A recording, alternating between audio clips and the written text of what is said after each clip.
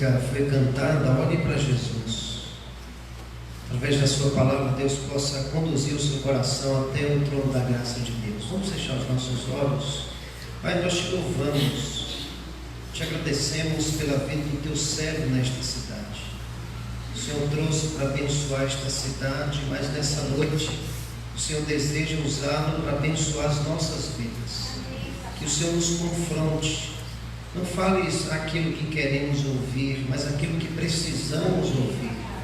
O teu filho venha trazer uma carta da parte de Deus para nós, uma mensagem como um carteiro, e que nós estejamos com os corações abertos para receber com alegria, colocando os nossos olhos fixos em Jesus, o autor e o consumador da nossa fé.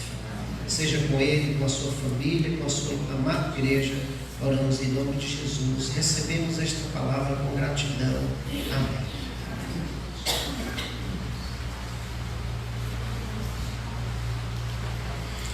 Irmãos e irmãs, graça e paz. Amém?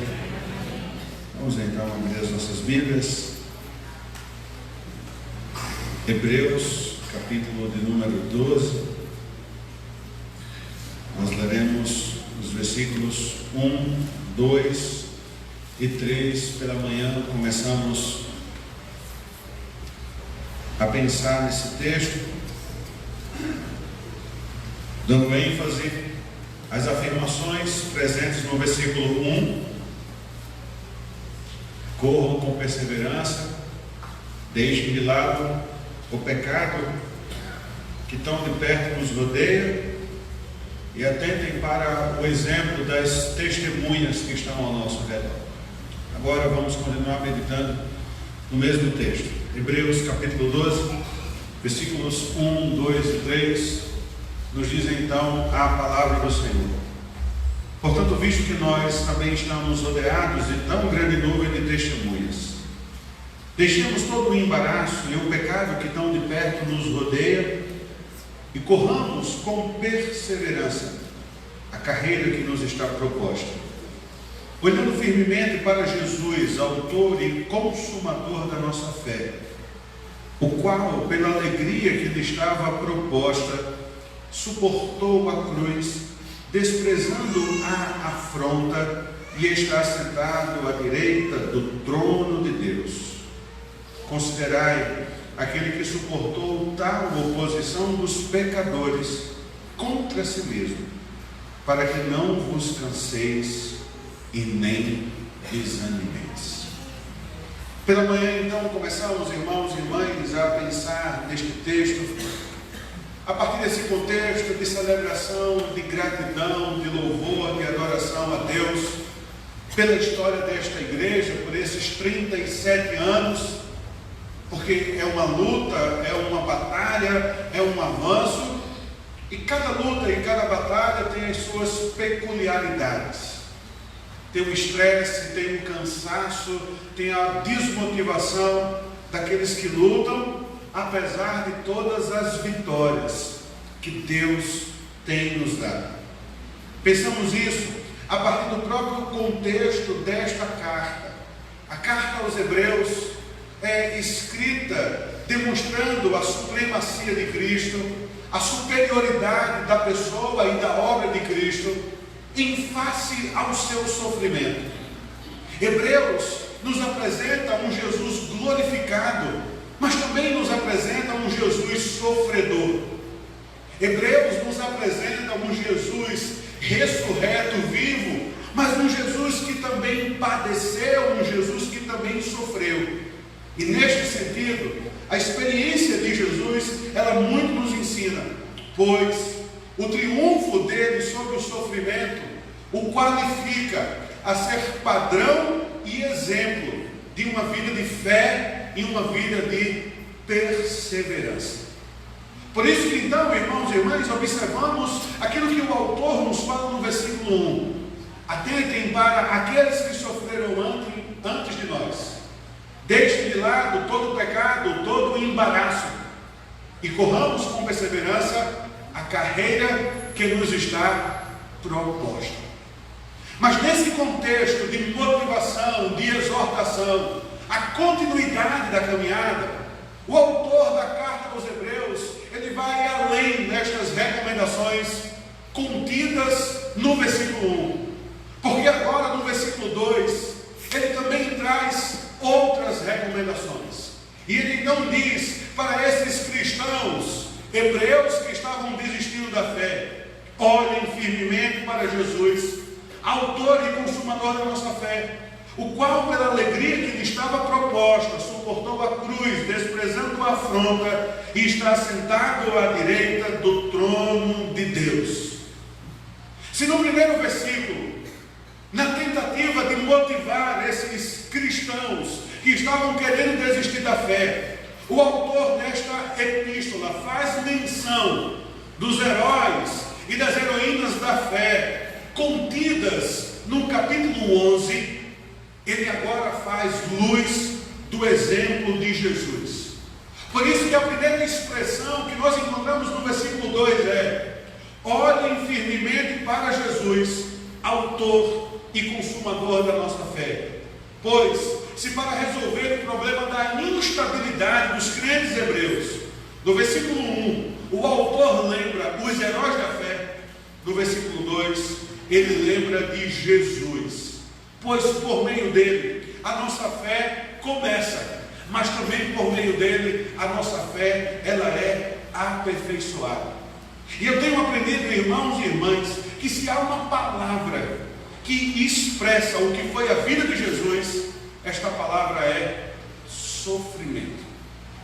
Quando pensamos no sofrimento de Jesus, logo vem a nossa imagem, a lembrança da crucificação, do Gólgota, toda a agonia de Jesus no Getsemane, ao ponto dele suar sangue.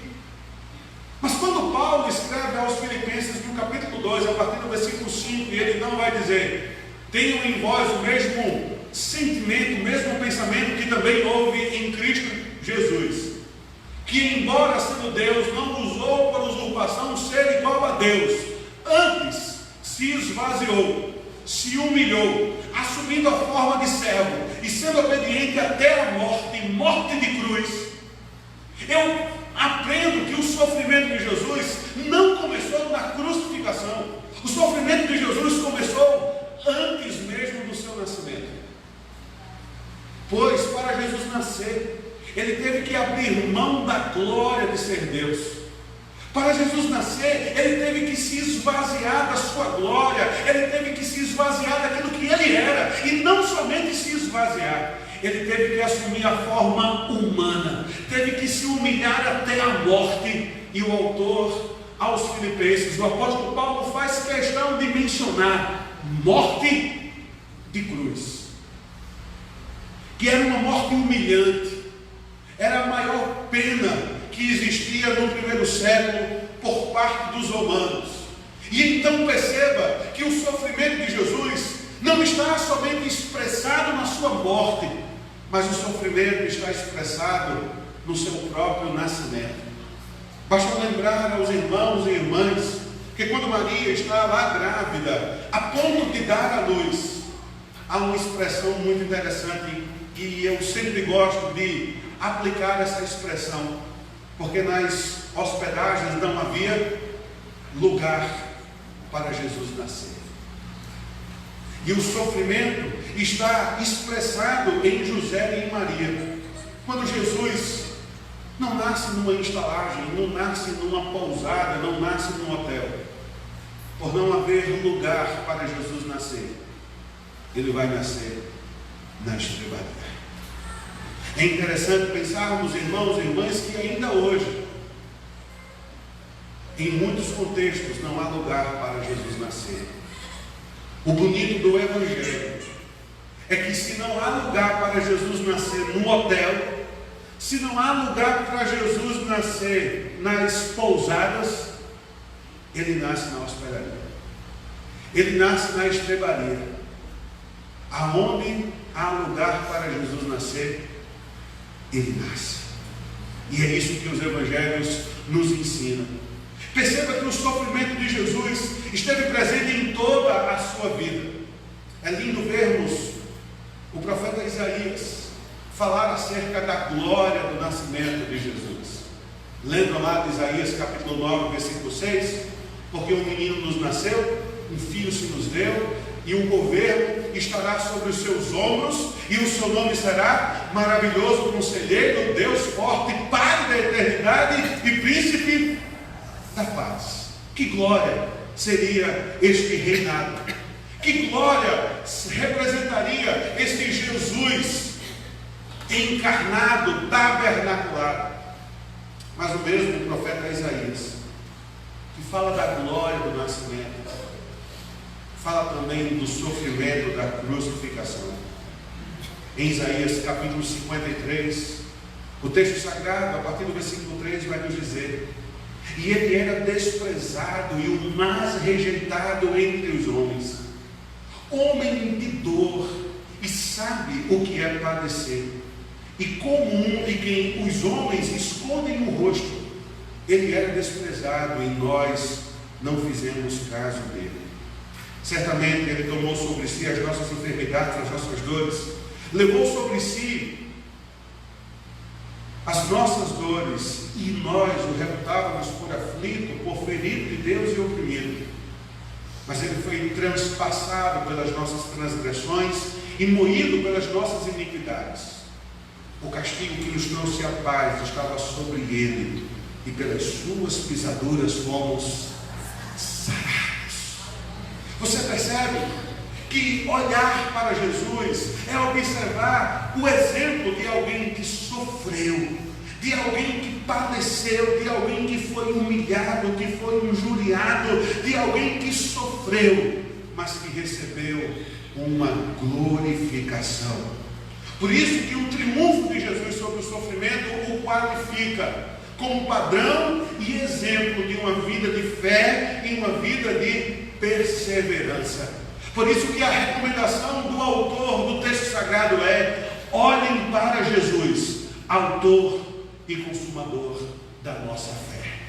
Eu não sei como é que você está presente aqui nesta noite, como falávamos pela manhã, eu não sei como que você chega à celebração dos 37 anos de organização desta igreja. Se você está cansado ou não, se você está desanimado ou não, se você está abatido ou não, a recomendação do texto sagrado é: olhe para Jesus, porque Ele é o maior exemplo de sofrimento e de glorificação. Olhe para Jesus, porque Ele sofreu ao nascer, Ele sofreu ao morrer, mas no terceiro dia Ele viveu a glória da ressurreição. E fazendo menção novamente do texto de Paulo aos Efésios, apesar de ele ter aberto mão do privilégio de ser Deus, apesar de ele ter se humilhado até a morte e morte de cruz, a Bíblia diz que Deus o exaltou soberanamente e lhe deu o nome que está acima de todo nome. E ao nome de Jesus um dia todo joelho há de se dobrar e toda língua há de confessar que Ele é o Senhor, para a glória de Deus Pai.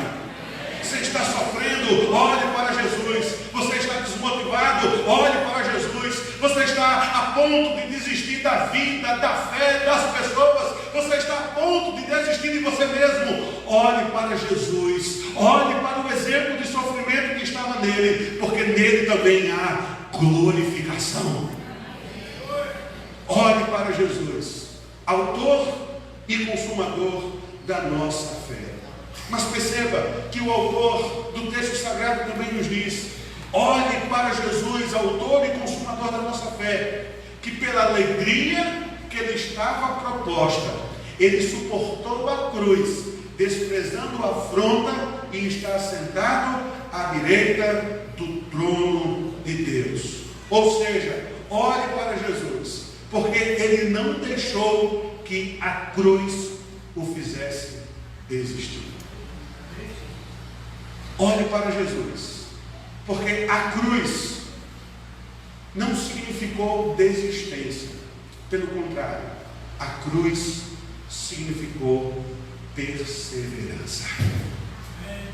É interessante, irmãos e irmãs, que em alguns momentos das nossas vidas o sofrimento nos paralisa. O sofrimento nos faz desistir de alguns dos nossos sonhos, de algumas das coisas que nós desejamos, almejamos. Mas perceba que nesse sentido Jesus vai na contramão daquilo que via de regra acontece comigo e com você. Porque se em alguns momentos o sofrimento nos faz desistir, com Jesus o sofrimento o motivou a continuar com a sua caminhada. O sofrimento o motivou, o sofrimento produziu nele perseverança. O sofrimento, usando uma palavra moderna, fez com que então Jesus ressignificasse tudo aquilo que ele estava vivendo e criasse nele mesmo uma resiliência capaz de suportar a cruz por causa de uma promessa que estava sobre ele. Por isso que o autor do texto sagrado diz que ele não deixou que a cruz fizesse com que ele desistisse por causa de uma promessa. O que o texto sagrado aponta nos irmãos e irmãs é que, por causa da alegria que lhe estava proposta, ele suportou a cruz. Você percebe? A perseverança em meio ao sofrimento, olharmos para o exemplo de Jesus, é contemplarmos pelos olhos da fé uma promessa que existe para mim e para você. É contemplarmos pelos olhos da fé algo que está sobre a minha vida e está sobre a sua vida. Encontramos em Jesus o exemplo do Getsêmani. Pai, se possível, faz o quê? Afaste de mim este cálice. Mas no mesmo momento, ele retoma o seu diálogo com Deus e diz o quê? Contudo que não seja feita a minha vontade, mas que seja feita a tua vontade. Infelizmente, irmãos e irmãs, a nossa oração tem sido: Pai, afaste de mim esse cálice. Infelizmente, a vida, o evangelho que nós estamos querendo viver, é um evangelho que, diante dos sofrimentos, nós queremos abandoná-lo. A primeira dificuldade que vem em nossa vida, queremos desistir daquilo que nós estamos fazendo. E isso não se aplica somente ao nosso relacionamento com Deus. Hoje, nós estamos vivendo em um contexto em que as pessoas estão desistindo de tudo.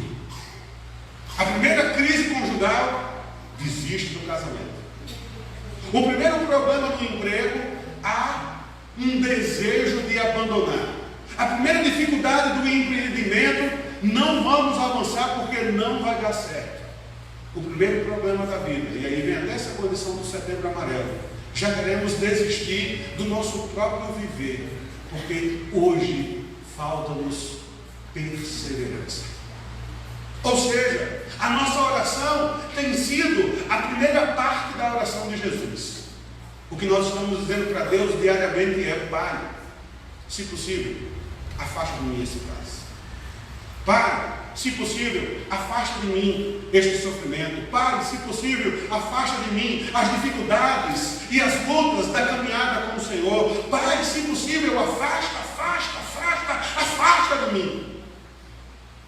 Quando na verdade, olhando para a Bíblia, irmãos e irmãs, a Bíblia é um livro que nos chama a uma vida de sofrimento. Preste atenção no que ele disse. A Bíblia é um livro que nos chama a uma vida de sofrimento. Ninguém diz amém por isso, né? Ninguém diz amém. Mas a Bíblia é um livro que nos chama a uma vida de sofrimento. Porque aí vem a perspectiva do apóstolo Paulo em Romanos 8,18.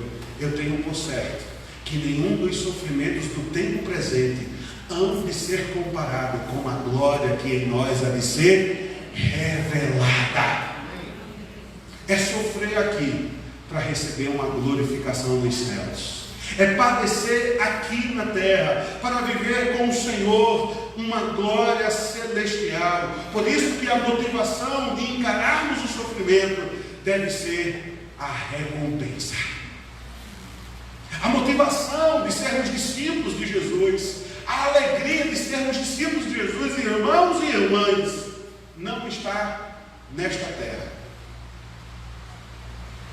E aí, quando eu cheguei aqui, os irmãos estavam cantando: teu reino é sempre eterno, firmado em misericórdia, justiça e bondade. É bem verdade que sim, Jesus nos ensinou que essa perspectiva de reino é uma realidade celestial, mas também é uma realidade eterna.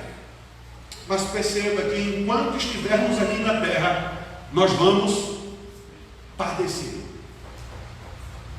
Enquanto estivermos aqui na terra, nós vamos sofrer. Enquanto estivermos aqui na terra, vamos conviver com morte, com doenças. Enquanto estivermos aqui na terra, vamos combater e conviver com as hostes espirituais. Isto só será transformado em glória quando estivermos nos céus. Por isso que diz lá em Apocalipse capítulo 2, versículo 10: ser fiel até a morte, e dar-te-ei a coroa da vida. Um dos hinos que a gente mais canta, um hino chamado Rude Cruz, diz: levarei eu também minha cruz, até por uma coroa trocar. Portanto, a nossa oração não pode ser: Pai, se possível, afasta de mim esse cálice. A nossa oração precisa ser: contudo, que seja feita a tua vontade. Se é com sofrimento, que seja feita a tua vontade. Se é com lutas e dores, que seja feita a tua vontade. Se é padecendo, que seja feita a tua vontade. Se é enfrentando perseguições, que seja feita a tua vontade. Se é com dores e com lutas e com muito sofrimento, que seja feita a tua vontade, porque um dia esta cruz será transformada em uma coroa. Um dia, irmãos e irmãs, as lutas da nossa vida cristã, as lutas de sermos e de pertencermos à igreja, as lutas de andarmos uma vida fiel ao Senhor, será transformado por uma coroa de glória. Será transformado por um reino celestial, por um reino espiritual. Será transformado, sim, em um momento de honra e de glória para o louvor daquele que nos chamou. Por isso que o texto sagrado chama-nos a atenção: olhem firmemente para Jesus, autor e consumador da vossa fé, o qual, pela alegria que lhe estava proposta, suportou a cruz, desprezando a afronta, e está assentado à direita do trono de Deus. Por isso, o triunfo de Jesus sobre o sofrimento o qualifica como padrão e exemplo de uma vida de fé e uma vida de perseverança. Agora, veja a aplicação que o autor do texto sagrado faz no versículo 3.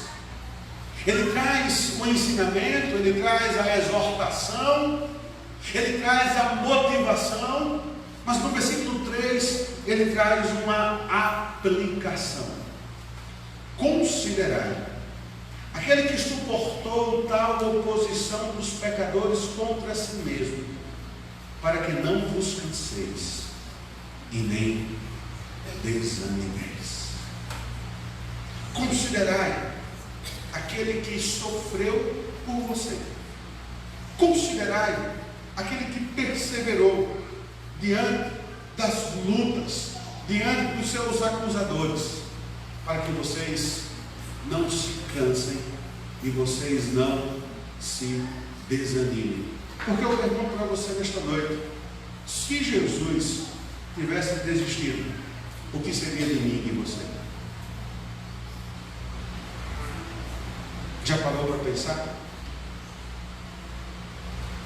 Se Jesus tivesse desistido, onde eu e você estaríamos agora? Se Jesus tivesse desistido, o que seria da minha vida? O que seria da sua vida? Por isso que eu quero chamar a sua atenção para esta aplicação que o autor faz. Considere o sofrimento de Jesus. Considere a dor presente em Jesus. Considere a agonia presente na vida de Jesus. Considere que para que ele nascesse, ele teve que abrir mão do fato de ser Deus. Considere que quando ele foi nascer, não havia lugar para ele nascer. Considere que durante a sua vida, ele mesmo afirmou que o Filho do Homem não tinha aonde reclinar a cabeça. Considere que ele recebeu uma sentença de crucificação que era a pior sentença que havia naquela época. Considere que o próprio sepultamento que ele recebeu não era dele, era emprestado. Considere todos esses aspectos que compunham o sofrimento da vida de Jesus, para que eu e você não nos cansemos e não nos desanimemos. Considere, meu irmão e minha irmã, tudo aquilo que esteve presente na vida de Jesus, para que o desânimo, para que o cansaço não tome conta das nossas vidas. Mais adiante, o autor vai nos dizer, nos versículos 12 e 13, do mesmo capítulo: portanto, fortalecei as mãos cansadas e os joelhos vacilantes, fazei veredas direitas para os vossos pés, para que aquele que é manco não se desvie inteiramente, antes seja curado. Ou seja, considere o sofrimento de Jesus, para que então as nossas mãos vacilantes, as nossas mãos cansadas e os nossos joelhos vacilantes não nos levem à desistência, não nos levem ao desânimo, porque quando olhamos para nós, queremos parar de desistir. Quando olhamos para as pessoas, temos vontade de desistir. Quando olhamos para os embates que às vezes temos na igreja, temos vontade de desistir. E aqui, irmãos e irmãs, nós como batistas sabemos muito bem o que é que isso significa. Quantas assembleias participamos que não havia nada que expressasse a glória de Deus na igreja naqueles momentos? Quantos embates já tivemos na vida da igreja, por causa disso, por causa daquilo, por causa de A, por causa de B, e muitas vezes o nosso contexto é igual ao contexto lá da igreja de Laodiceia, quando Jesus estava do lado de fora, batendo na porta e dizendo: se nessa confusão alguém ouvir e abrir a porta, eu entrarei, cearei com ele e ele comigo. E quando olhamos para todo este aspecto, quando olhamos para todo este contexto, qual é o sentimento que vem no nosso coração? Vontade de desistir, vontade de abandonar não somente Deus, mas às vezes vontade de abandonar a igreja, a vida e tudo aquilo que nos cerca. Interessante que certa vez eu preguei na igreja sobre essa perspectiva do desejo de desistir, porque os discípulos passam por uma experiência interessante. Em João capítulo 21, Jesus já havia sido crucificado, apesar da promessa da ressurreição, e na verdade, apesar da ressurreição já ter sido uma realidade para o contexto, os discípulos estavam com medo. E em João capítulo 21, a Bíblia diz que Pedro está então reunido numa casa, nos versículos 2 e 3, com outros 8 discípulos. E talvez num momento de sofrimento, porque Jesus havia sido crucificado, num momento de falta de perspectiva de futuro, porque durante 3 dias Jesus havia falado acerca do reino de Deus, mas este Jesus que havia revolucionado o mundo estava morto. E no momento de falta de perspectiva, Pedro olha para aqueles discípulos e diz: vou pescar. Vou pescar. E o que isso significava, irmãos e irmãs? Significava que Pedro estava abrindo mão daquele chamado que um dia ele ouvira do Senhor: vinde a mim e eu vos farei pescadores de homens. E bastou 3 dias pós crucificação de Jesus, que Pedro então olha para os outros discípulos que estão com ele naquela casa e diz: vou pescar. E é interessante que os discípulos olham para Pedro e diz: nós também iremos contigo. O que isso mostra, irmãos e irmãs?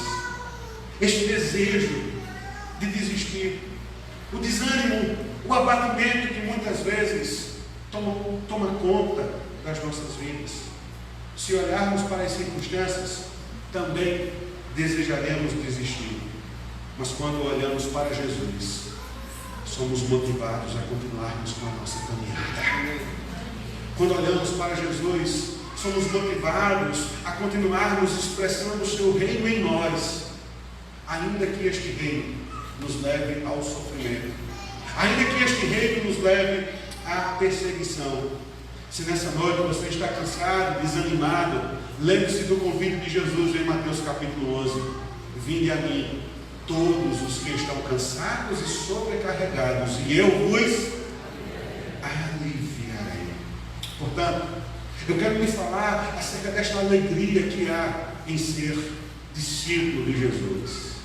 A alegria que há, irmãos e irmãs, em caminharmos com Jesus, mas uma alegria que está firmada em uma promessa decorrente da nossa caminhada com Deus. Uma alegria que há nesta glória futura prometida para todos nós. O profeta Isaías está num contexto de muita dificuldade, mas quando ele pensa nas dificuldades, a palavra de Deus vem a ele e fala sobre os remanescentes, o rebento de Jessé. E lá em Isaías capítulo 11, a partir do versículo 1, a palavra do Senhor vai nos dizer: um ramo surgirá do tronco de Jessé, e das suas raízes brotará um renovo. O Espírito do Senhor repousará sobre ele, e o Espírito que dá sabedoria e entendimento, o Espírito que traz conselho e poder, o Espírito que dá conhecimento e temor do Senhor. E este Espírito, preste atenção no versículo 3, lhe inspirará no temor do Senhor, pois ele não julgará pela aparência e nem decidirá com base no que se ouviu, mas com retidão julgará os necessitados, com justiça tomará decisões em favor dos pobres, com as suas palavras, como se fosse um cajado, ferirá a terra, com o sopro de sua boca matará os ímpios. Versículo 5: a retidão será a faixa do seu peito, e a fidelidade o seu cinturão. E você que nessa noite está aqui cansado, desanimado, veja a promessa de glória que o Senhor tem para mim e para você. A partir do versículo 6: o lobo viverá com o cordeiro, e o leopardo se deitará com o bode. O bezerro, o leão e o novilho gordo pastarão juntos, e uma criança de peito os guiará. A vaca se alimentará com o urso, os seus filhotes se deitarão juntos, e o leão comerá a palha com o boi. A criancinha brincará perto do esconderijo da cobra, e a criança colocará a mão no ninho da víbora. Ninguém fará mal algum, nem destruirá coisa alguma em todo o seu santo modo, pois a terra se encherá do conhecimento do Senhor, assim como as águas cobrem o mar. Você percebe que quadro lindo, um quadro de harmonia, um quadro de perfeição, quando todo sofrimento será trocado pela glória prometida para nós. Por isso que no final do capítulo 12 da carta aos Hebreus, o autor vai concluir o seu pensamento dizendo: pelo que tendo recebido um reino que não pode ser abalado, retenhamos a graça pela qual sirvamos a Deus agradavelmente, com reverência e santo temor. Perceba que a nossa motivação deve ser, irmãos e irmãs, porque este reino que há em nós é um reino inabalável. É um reino que nos leva, assim, a viver nos sofrimentos, sim, porque a vida cristã é uma vida de sofrimento, mas é um reino que não se abala por causa do nosso sofrimento. É um reino que permanece de pé, ainda que nós estejamos desfalecendo por causa do nosso sofrimento. Eu quero lembrar a você daquilo que o apóstolo Paulo diz em 2 Coríntios capítulo 4, a partir do versículo de número 2. Pelo contrário, rejeitamos as coisas secretas por vergonha, não agimos com engano, não falsificamos a palavra de Deus, antes recomendamos a consciência de todos os homens na presença de Deus pela manifestação da verdade.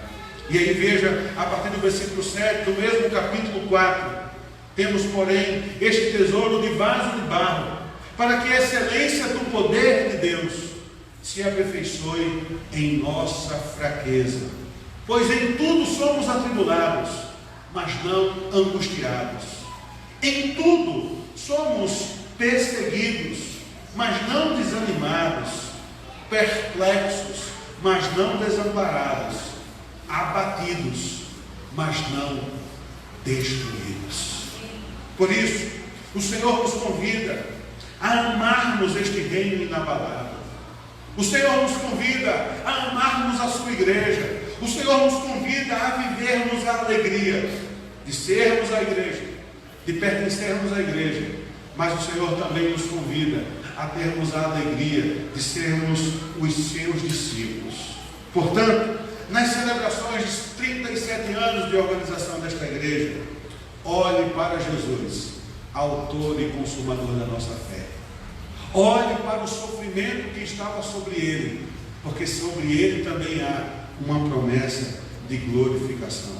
Ame a igreja do Senhor Jesus Cristo. Ame ao Senhor Jesus Cristo. Ame este reino que é inabalável. E lembre-se do exemplo deste Jesus sofredor, mas deste Jesus que foi glorificado. Eu quero convidar você nesse momento, você fechar os seus olhos e baixar a sua fronte. E eu queria nessa noite, à luz da palavra do Senhor, fazer um convite a você que está aqui nessa noite. Você que se encaixa nesse contexto do povo hebreu, pelo desânimo, pelo cansaço, pelo abatimento decorrente das dores e das lutas por causa da fé. Mas eu queria também convidar você que talvez já pensou em desistir da igreja, que talvez já pensou em desistir do reino de Deus, que talvez já pensou em desistir da sua própria vida. A você nessa noite olhar para Jesus, olhar para o exemplo de sofrimento que estava presente em Jesus, e assim pela fé vencer esse desânimo, vencer este cansaço, vencer esse esgotamento espiritual, emocional, que talvez está presente sobre a sua vida. Você está desmotivado, desmotivada, você já pensou em desistir? Deus está lhe convidando nesta noite a você então encontrar em Jesus a motivação que você precisa para continuar com a sua caminhada. A igreja é assim mesmo, até porque a igreja é composta de pessoas, e a igreja só será diferente quando ela estiver nos céus. Mas enquanto estivermos aqui, vamos continuar sofrendo, vamos continuar batalhando. Enquanto estivermos aqui, vamos continuar lutando. Em alguns momentos, com mais lágrimas do que alegria. Em outros momentos, com mais alegria do que lágrimas. Mas o chamado de Deus para todos esses momentos é olharmos para Jesus.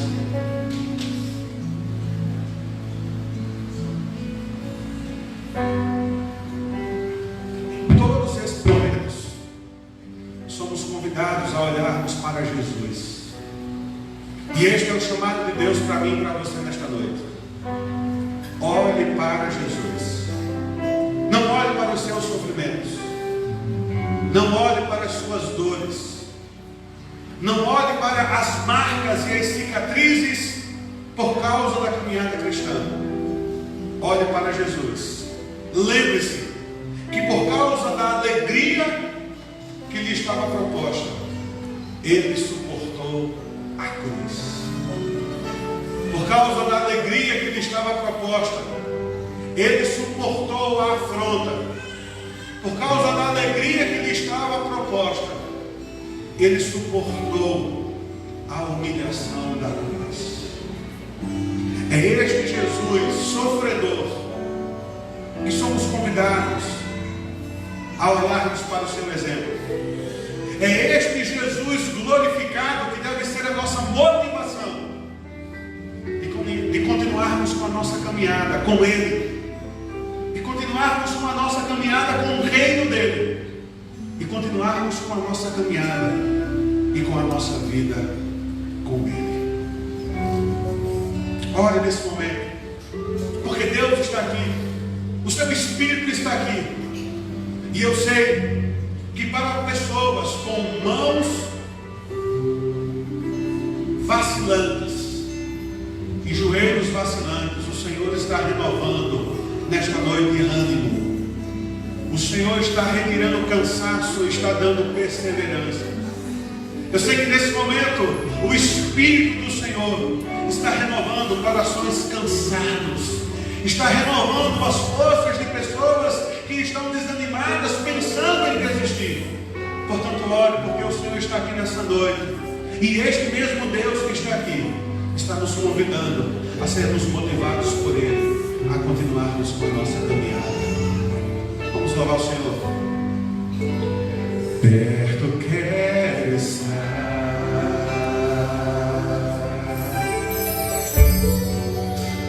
junto aos teus pés,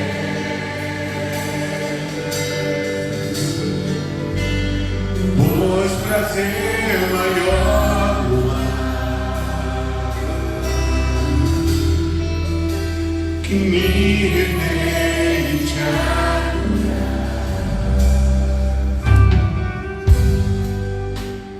tudo que há em mim. Declara o Senhor nesta noite: eu quero te ofertar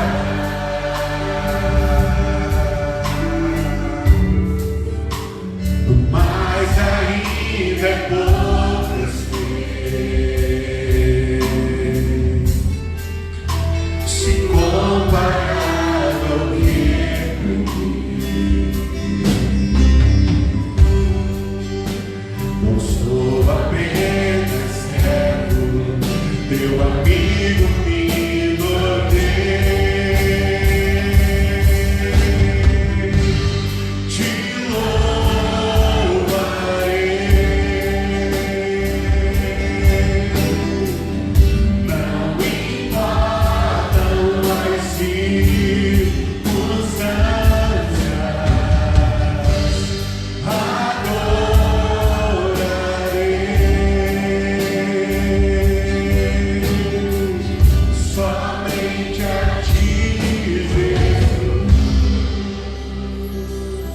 Quando o instrumental toca, você já pensou em desistir? Você já pensou em desistir de alguma coisa, de Deus, do reino, da sua igreja, da sua vida? Você nessa noite se vê desmotivado, fraco, desanimado, abatido? Se esta é a sua condição nessa noite, eu quero te convidar nesse momento, você sair do seu lugar. Nós vamos louvar novamente no início dessa canção, e nós vamos aqui na frente nos ajoelharmos e pedirmos que então o Senhor enche o nosso coração de motivação, enche o nosso coração de forças, enche a nossa vida de entusiasmo pela igreja, pelo reino, pela vida, e assim então possamos vencer todo o desânimo, todo o cansaço, todo o abatimento presente nos nossos corações, e faremos isso olhando para Jesus. Iremos vencer o desânimo, o cansaço, olhando para Jesus, pois foi Ele quem venceu, e por Ele nós também venceremos para o louvor da sua glória. Então, enquanto estiver louvando, sai do seu lugar. Você que talvez se encontre cansado, desanimado,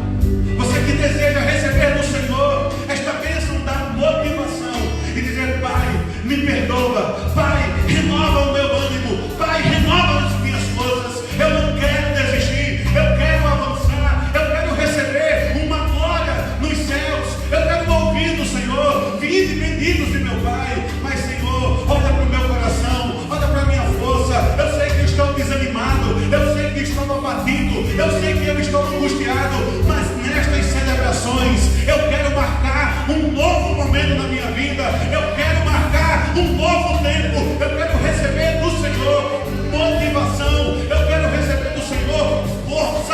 Eu quero receber do Senhor coragem. Eu quero receber do Senhor determinação a continuar com a minha vida com o Senhor, a continuar com a minha vida na igreja, a continuar te servindo, a continuar trabalhando, a continuar exercendo os meus dons para a glória do teu nome. Se há pessoas aqui nesta noite que enterraram os seus